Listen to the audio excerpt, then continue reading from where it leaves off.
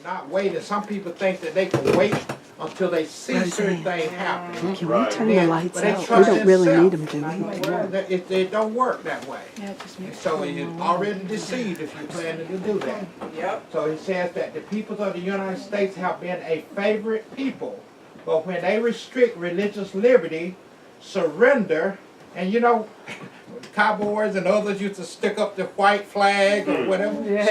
Surrender. Ain't that something? And so here it says, but when they restrict religious liberty, surrender Protestantism, and give, and they know Protestantism anymore in a way, and give countenance to popery, the measure of their guilt will be full.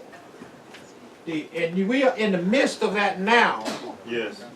And national apostasy will be registered in the books of heaven. So may this apostasy be a sign to us that the limit of God's forbearance is reached, that the measure of our nation iniquity is full.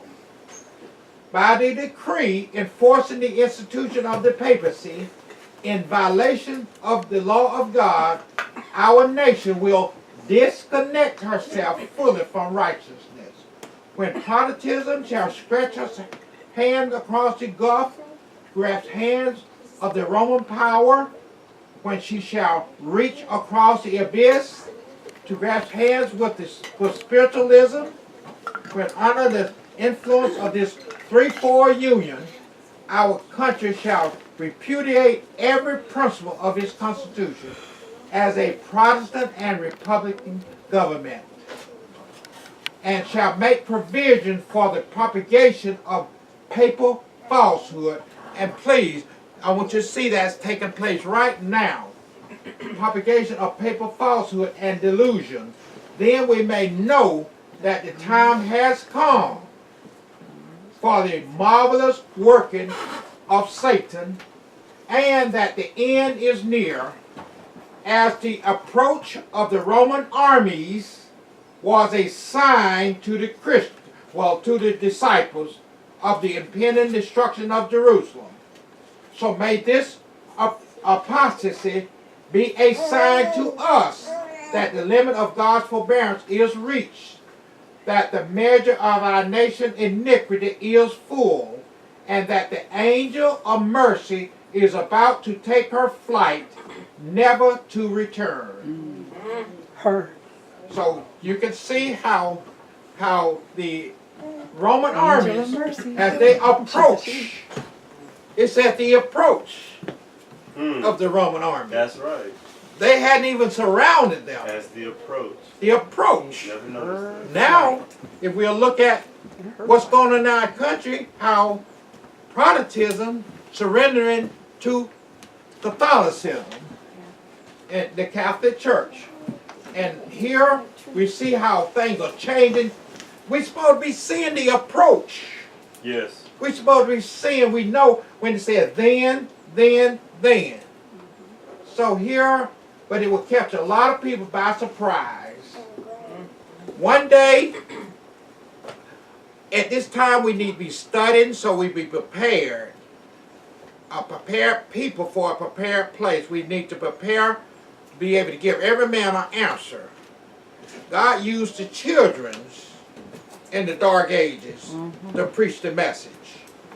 And in the last days, he said, he'll use everyone. It says that he will pour out his spirit upon not just one little group or not this group, but all flesh. All flesh. So God, if God can use a donkey and look a rooster, you know, in the last days he will use all flesh. There are certain ways that we will understand. He said even the stones would cry out if the people wouldn't. So here it says, forced Sabbath labor. Do you know the day is coming? Every earthly support will be cut off. And it gets to a point where they're setting the stage now, setting the system up, where you won't be able to buy a loaf of bread if you don't go along with the system. So here, forced Sabbath labor have anyone here lost their job because of the Sabbath? I've I been quit connected. one because of the Sabbath. But I Okay. wasn't forced to do Many it. a story Well, of it. I was the first back in '68. I was the first. Well, in our little town, Richland, I became a switchman on the railroad. Oh. And at the time, that was before Martin Luther King was assassinated. And I have to say these things because I lived through those times, and I know how rough it was. And so many saw me riding on the engine of the train, and the word got out, a lot of stuff, but I quit the job, and I did wrong, because you never quit your job just because of the Sabbath. You're supposed to make them fire you. If they tell you you cannot come in if you don't come in on Sabbath, but don't come back on Monday, you go back on Monday, because we have a law that here they cannot fire you if they got, just say for instance, 15 employees or more.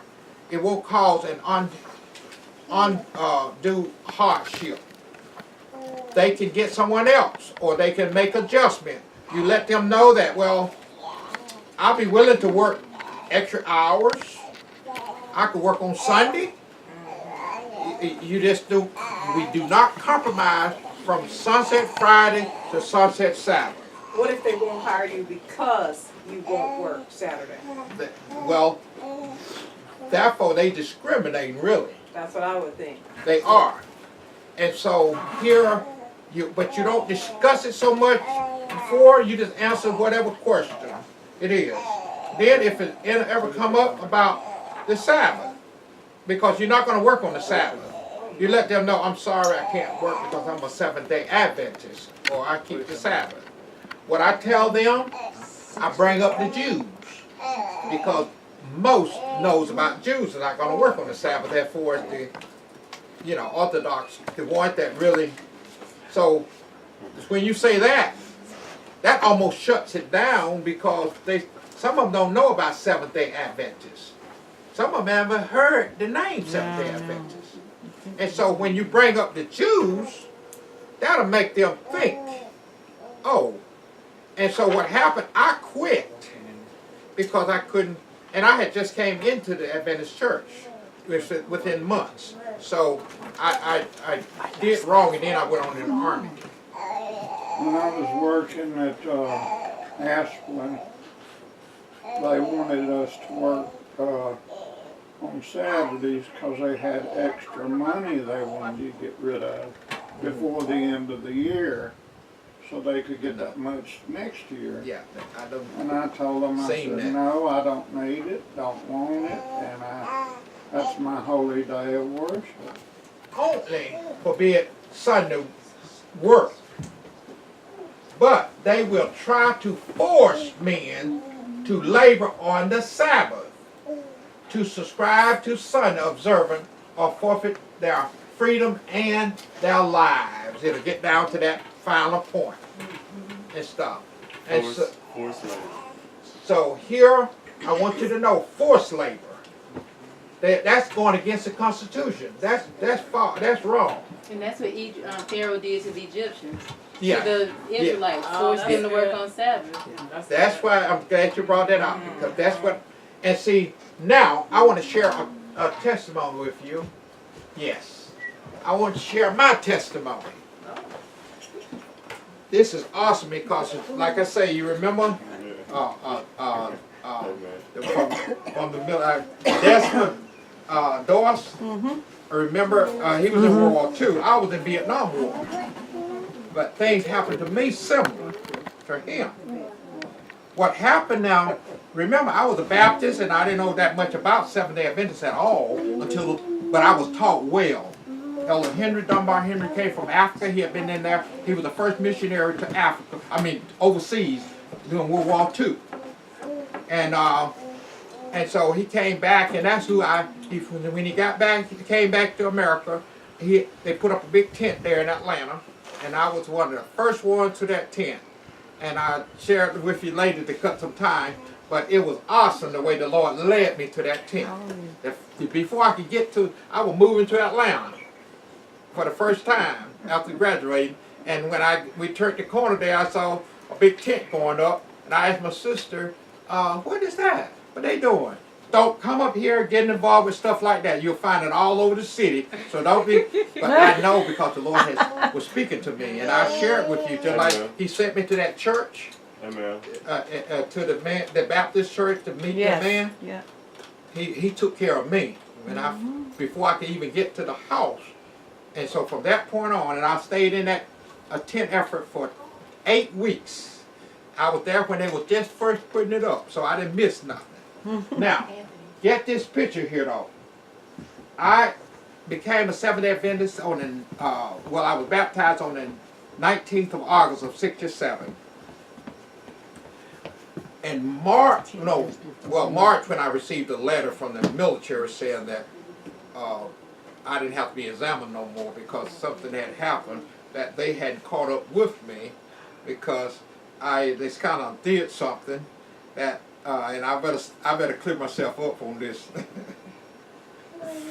I was examined in August of '67 for the military, and all my buddies were there with us from school, and they had us all lined up. And once you go through all that examination stuff, and you get through, and you got all these things there checking out, and you get to the desk, and all my buddies was teasing me because at the time I had been working out, and they said, "Man, they look at your body, your built. They're gonna automatically throw you in the army and send you to Vietnam." So at that moment, they was chuckling. But when I got to that desk to check out, my buddies all behind me just waiting to see what they say anything to me. All of a sudden, the soldier looked up. The officer looked at me and he says, "Are you ready to go to Vietnam?" I said no, because some of my friends and stuff had got lost their life over there. Yeah. And so I said no. My buddies all just rolled. They started laughing. Just what they had said. He said, "Well, you're on your way." He says, "Go home, and in 2 weeks you'll be ready to go because that's your orders." Okay. So you go and report to station number 4. Ooh, that like a dagger hit me. Then I walked up the hallway. I just couldn't. My legs were so heavy. I just couldn't go all the way up that hallway. I didn't know what to do. And then the sergeant was standing there in the hallway making sure everybody go that way. The one supposed to be going in. When I got to him, I just couldn't go by him. I just asked him, I said, "Sir, where is station number 4? I knew what they had told me. He said, "Up there to the right." I said, "Oh, man." But as soon as I went to go, he turned to talk to someone else. I slipped by him and went down the hallway, and my cousin that lived next to me, he had flat feet. So he wasn't going in the army. So they told him to go down to this other. I went with him. I went right on into ran into this office there. There's an old gentleman there. He couldn't hardly see. And he asked all of us to put our papers up on his desk. And I was right there and laid my papers up there with my cousin and everybody else. And he was just looking where to sign. He signed mine at the same time. And nobody knew about me, what I was doing. And I left there and went back home. And they didn't catch up with me from August of '67 to March of '68. Nice. March of '68, I get this letter saying that I did not have to be report back in for examination, that I was to be report at a certain date, and I'm gone. So I had to follow that. And so they drafted me in the Army, and I went around trying to see what I had to do because I was a Seventh-day Adventist at the time. So my church there in Atlanta said, "Irving, you don't have nothing to worry about because you was a Seventh-day Adventist. They're going to send you to Fort Sam for medical school because you was a conscientious objector." No, not in my case. The Lord showed me, and he said, "You're some trouble." But everybody told my deacons and everybody around the church said, "Irving, don't worry. Don't worry. They know where they send you." I went home. I got into the Red Cross, and I got with all people. And finally, I got where they couldn't change it. I had to go to Fort Polk, Louisiana. For those who know about Fort Polk, that's an infantry camp. That's a what? Little Vietnam, they call it. So when I got there, Peace. let me tell you, it was trouble. I didn't know what to do. Here I'm a teenager, away from home, just become a Seventh-day Adventist, and you cannot disobey a lawful order. So at the time, I didn't know how far I had to go, but I had learned through the 10 efforts and through studying that we are to obey the laws of the land until they come in conflict with the laws of God. Amen. Then we are to be like the Hebrew boys. That's right. We'd rather obey Oh, God God, than yeah. man. So you have to do that, but we have to know how far to go. So at that day, they issued us the weapons. I said, I can't take that weapon. But the Lord quickly told me, he says, you could take this weapon and it can lay up here on this shelf. From now on, it will not shoot no one. It won't kill nobody. It takes a person to do it. So, there's nothing wrong with the weapon. It's what you do with it. So, it was okay for me to receive the weapon. I hadn't came in conflict with the laws of God yet. So I get the weapon. All we was doing with the weapon for the next week or two, we was learning how to clean the weapon. We were breaking it down. We were doing all that stuff. Then after that, we had to train with the weapon, like marching and all that. What was wrong with that? So that went on for a while. But then July came, close around July. That was in May to July. Bobby Kennedy had just been assassinated. And all of a sudden, they ordered us out to the rifle range. And I knew my time was numbered then, and my days was over with as far as getting by. Everybody was laughing a lot of them were laughing at me from home, because some of them said, when you go in the army, what are you going to do about the Sabbath? Because the army don't care. You're in the army now and stuff. And then also the weapons. But the Lord had guided me with the Sabbath, because I requested Sabbath, but I couldn't say nothing to them because they didn't recognize that. Only the Jews, they would permit them to get off on Friday sunset. So I became a Jew. At sunset, I marched out there with the Jews, and I go to the synagogue. And I sit with them, and I spend time, and I go to where I'm at, and I'm right there with the Jews. When sunset Sabbath come, after Sabbath, I go back to work. That was no problem. So every Friday, sunset, I was a Jew. And that got by for a while until the day came for the weapon. Now they issued us, they wanted us to put the bayonet on the end of the weapon, and we are to go out to the rifle range, and we are to that's the time to learn to kill with the bayonet and everything. And I know, as a man thinketh, so is he. So what happened is that you got hundreds and hundreds of you out. Imagine Shadrach, Meshach, and Abednego out on that big field, that plain. I was out there, a little dot in all of these guys out there, knowing in my heart I can't go through with this. And I didn't know what was going to happen. Because you will definitely go in jail, and you're going to be dishonored. You're going to get a dishonored discharge and everything. So when they had us all standing out there on the field with the rifle and with the bayonet, and they told us to put the bayonet on the end of the weapon. Then they say, the spirit of the bayonet is to kill, to kill. So they want everybody to scream back at them, saying, what is the spirit of the bayonet? To kill, to kill. Brainwashing. Yes, that's what they were doing. And they were having them going louder and louder. Finally, that was over with. They said, look in front of you. Every individual standing in front of, they have a car tire, a rubber tire on a rope. A tire that represents the enemy in front of you. So you are to take your weapon with the bayonet on it, and then you to stab it, and you to slice it, and you to kill that. No, no, no. This is.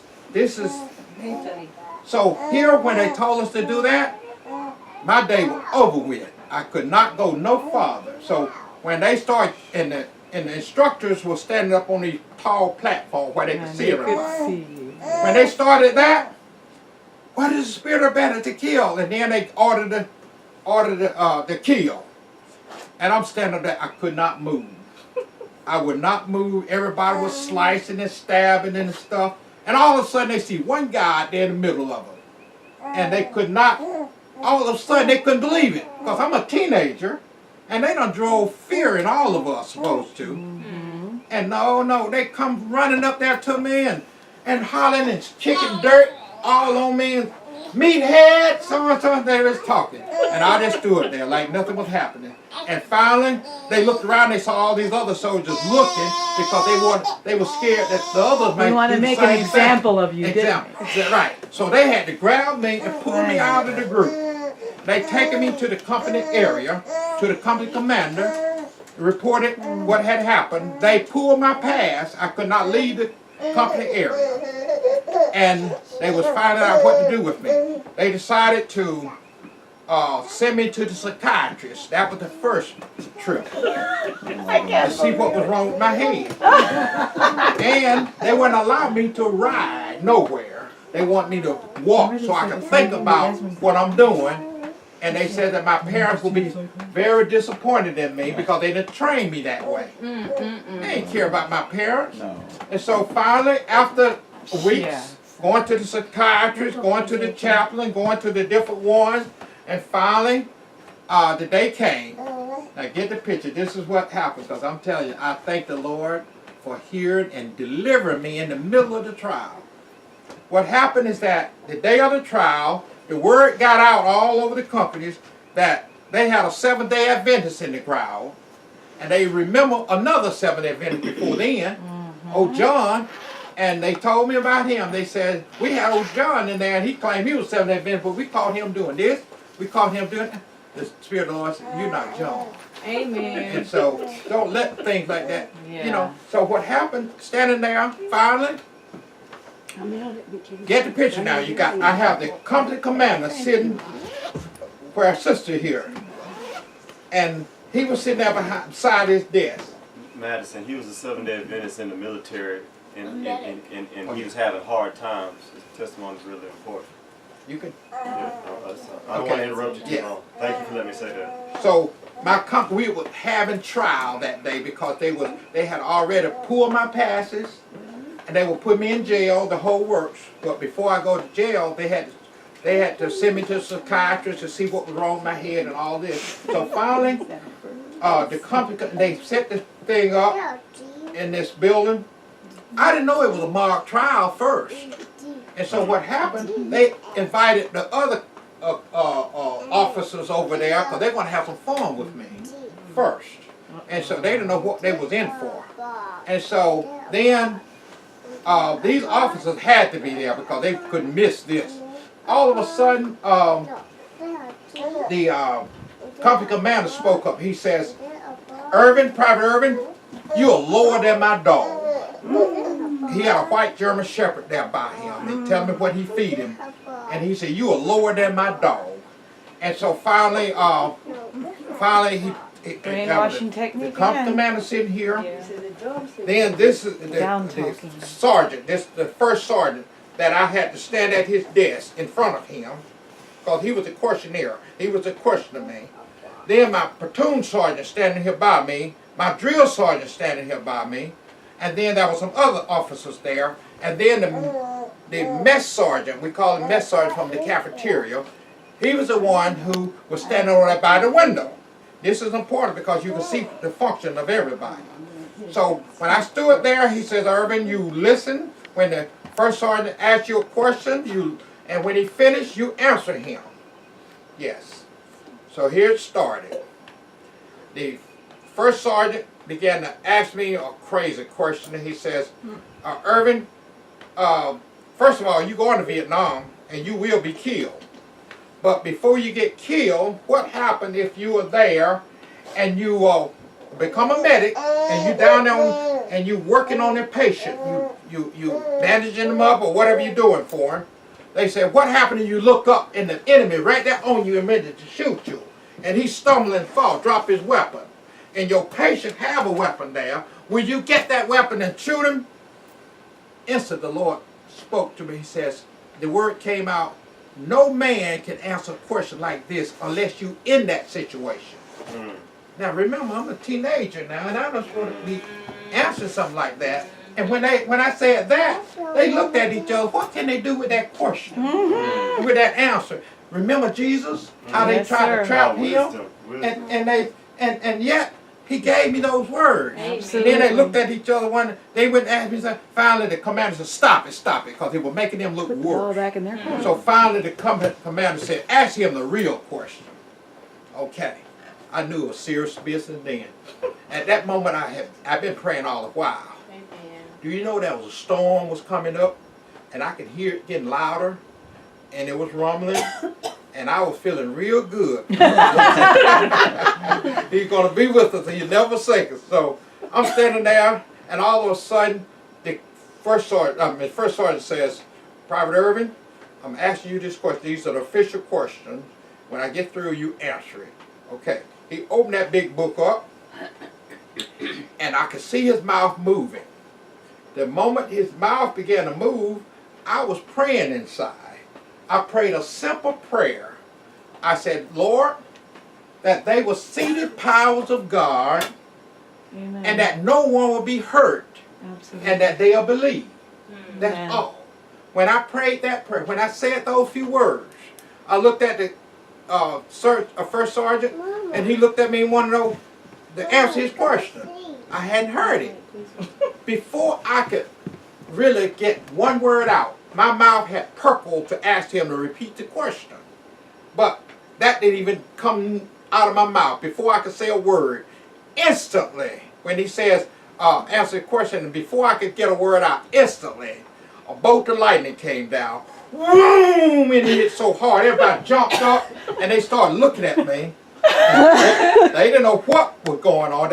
And I noticed, and I just stood there, just inside smiling, and I just had a straight face, but inside I know the Lord was with me. Absolutely. And so they all looked at each other.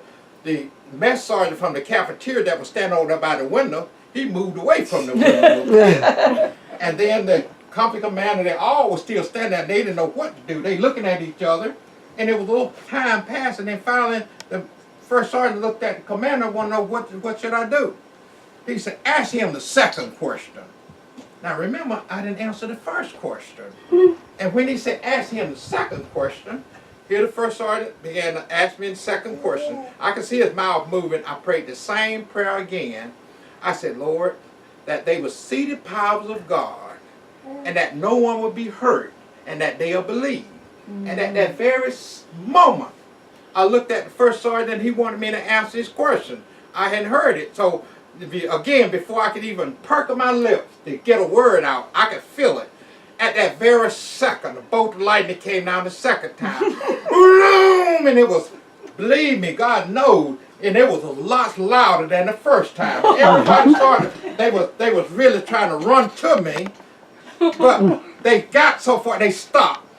And everybody looked around at each other, and I'm still standing at the same spot. And they didn't, at the moment, they seemed like they were just so confused. And finally, at last, the commander, the first sergeant looked at the commander, wanted to know, what could we do? What should we do?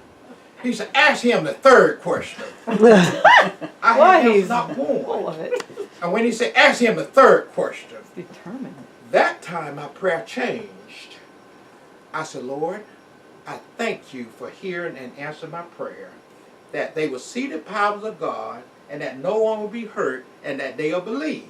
And at that very moment, finished praying that, instantly, believe me, when I finished praying that prayer and looked at the first sergeant, and I didn't get a word out, because before I could say something, another bolt of lightning came down. That was it. When they said, "Whoa!" and everything was just shaking and stuff, everybody was screaming and they were hollering and they ran. The first person got to me was the mess sergeant, that big guy. He had got to me like in a flash. He had grabbed around me and he was squeezing me and hollering, "Save me, save me!" And you could see him. He just hollered, "Save me!" And then the commander was there. The first sergeant had ran around there. The drill sergeant, everybody was just right around me. And the mess sergeant, he was still down there. He was just hollering, "Save me, save me!" And you could tell his eyes squeezing. And finally, after a while, he finally gained his speech. And finally he began to tell them what he saw.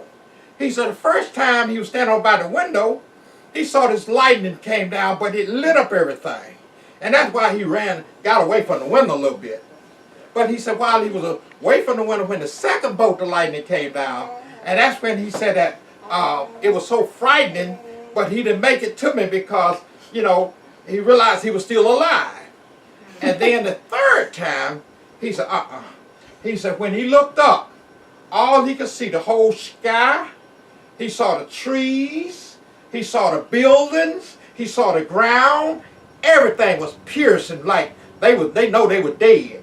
Because, and when he saw that, that's when he was hollering, save me, save me. So actually, everything calmed down after a while, and I was still smiling inside. And later, finally nobody had moved. The commander didn't know what to do from there. Finally he told me, he said, get out of here, just leave. Like that. When he said that, Lord impressed me. He said, when you just get your helmet and put it on and walk out like it's not even raining outside. It was storming then. So I reached down and picked up my helmet and put it on. And when I got there to the door, and went to step out in that storm, the very second, the moment that I stepped down the step on the next step, they all grabbed the hold to me and pulled me back in there with them. And they made me stay in there with them until the storm was gone. and that lightning storm wasn't finished. And when the lightning was gone, it didn't do no more. After that, after they pulled me back in there and asked to make me stay in there with them until the storm was gone, I was like, they were holding me hostage. And so then after that, I didn't have to worry about nothing. They treated me like a king. All right. I could go to the Seventh-day Adventist church. I could get off on Friday sunset. That was no problem. Amen. And then I could go wherever I wanted to go. I wasn't asking for a lot of things, but then I did not have to train by with the weapon by using a bayonet. I just had to continue to do what I had been doing, just marching with the weapon. But I never went to the rifle range to fire the gun, the weapon. Then I went through the infiltration course, carried the weapon with me, but I never did, not once had to do that. And so when it was all over, yeah, I graduated with everyone else and stuff. Then they shipped me to Fort Sam Houston for medical school. So I finished infantry, the whole works. And so then, well, you know, some months later, I'm in Vietnam. And I became a medic, and I'm over there some months later, maybe 7 or 8 months later, I don't know. But all I remember was I'm running with a patient. I had the stretchers there, and another guy with us. We running with this guy trying to save his life. All I know is we were running with him. And this guy was looking at me like strange, like he couldn't believe what he was looking at. But all of a sudden I realized that's Sergeant Perry. He was one of the guys that was in there when they were talking about me going to Vietnam and all this stuff. I was his medic. And so, so the Lord will make your enemy your footstool. Absolutely. So I just wanted to say that to y'all. So That's right. That's right. Praise God. So a few years ago, I was able to contact the Army and the military to get my records. I did have another record that got burned up, but the records what they had said about me, a lot of it was good. It was really good because they wanted if they could get other men like me, and what if they could find others, and so now I got one letter, one of the letters from the psychiatrist I was able to retrieve from the military, and this is it, and you'll see what my psychiatrist said, and you'll see the statement. Yeah, I just used that as a background. Yeah, very effective. Now we get it. Yeah, so now look at the letter that they wrote me. Well, they didn't write me, they sent it to my psychiatrist, my company commander, and he knew. But they're going to try me anyway. Watch this. Now, it says the Department of the Army, headquarters, and that was in Fort Polk, Louisiana, and this is directed from the military. 10th day of July of 68, mental hygiene, consultation service certificate.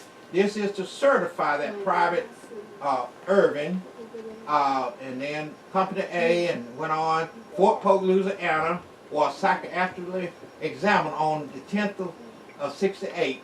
The individual was referred to us by the commanding officer for psychiatric evaluation in regards to an application as a conscientious objector. The individual stated that he has been a member of the Seventh-day Adventist Church since August of 67. The individual has a high school education. The individual stated that he did not have a police record. After considering the past personal history and the current mental status, the examiner feels that no psychiatric diagnosis is warranted at this time, and I was supposed to go straight to jail. There you go. The individual is mentally responsible. He is able, with respect to a particular act, to distinguish right from wrong, Hallelujah. according to the standard of his current society, and to hear to the right. All right. He has the mental capacity to understand the nature of board proceeding and to cooperate in his own defense. In connection with the standard prescribed here, there are no mental and physical defects warranted admission to or final deposition through medical channels. Recommendations. The individual is not mentally ill and is cleared psychiatrically for action deemed appropriate by command. And that was from the psychiatrist, and they forwarded that to my commanding officer. Then they were supposed to take whatever steps to prosecute me because I was disobeying lawful order. But they set me up for that trial, and when that trial was over with, you know, I didn't have nothing else to worry about. So I just want you to know that I thank the Lord for blessing me, because I went back to 1864, and around that time, Sister White, they had problems with Seventh-day Adventists going into the military because of the Civil War. Mm-hmm. And so she said that we believed in serving our country, in which I wrote a letter to that effect, that I believe in serving my country, but not taking lives. I would rather save lives than take lives. And so therefore, I'm not to be forced to take lives when I could serve saving lives. So therefore, during that time, the military gave the Seventh-day Adventist Church clearance that they can serve as medics and as other things, but didn't have to serve by taking lives, because some groups don't believe in serving at all. But I was just, you know, and so that's the way things went out. And so the Lord bless. So when I go up before the churches, I try to warn our people, because they're pushing their young people in the military. Yeah, I know. And they trying to say, well, that's a job. Ain't no job nowhere else. And they losing their rights. They losing a lot because they volunteered, where I was drafted at the time. Right. And so I just want you to know Big difference. that Irving, that's my story. You know, there he's is a able. video. That's right. So, Shadrach, Meshach, Abednego. Yeah. Exactly yes, what they yes, said. Yes. You didn't have to go to the Tiger Land.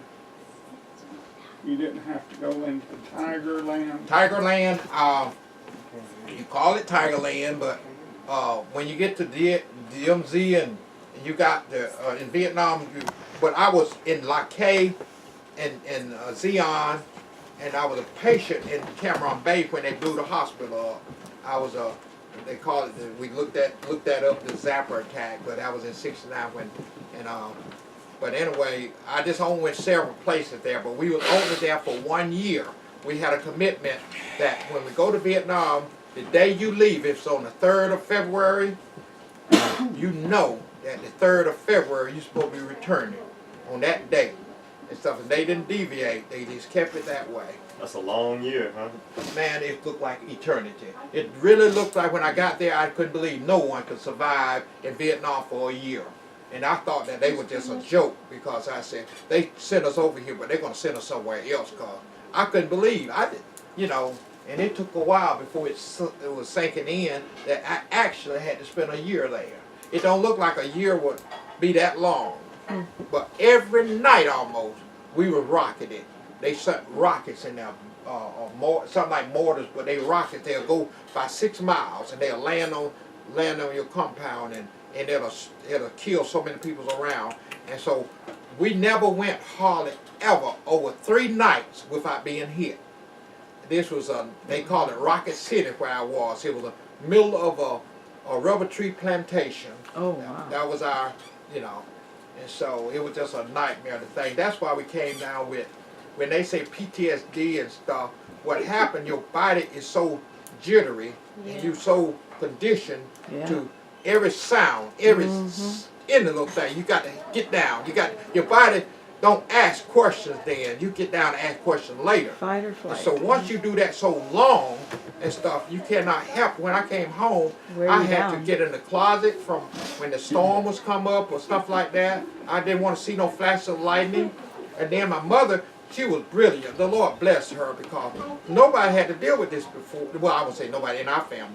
I had a bedroom there, and when I go to sleep, I dreamed, because they started before I left Vietnam, that they would be, I'll be having these nightmares, and they be chasing me, trying to take me out. So it ended up in the room when I go to sleep. All I remember was I be fighting tearing up the sheets and stuff. But my mother hear me fighting in there. She'll lock the doors, and until I come out of it. And then when I stayed in Atlanta with my sister, I would dive out of the bed, under the bed. So she had to tell us, her children, that's Fred in there. But And Joseph. but it wore off. After a period of time, it lessened and it left. So But you I'm feel like telling you're you, completely healed now? Yes, the Lord Hallelujah, has healed me. hallelujah. He has healed me. I'm not saying I've never have a nightmare, but I haven't had it in a good while. That's But, great. I got shot in Atlanta. I was walking on my walk, like you do your daily walk.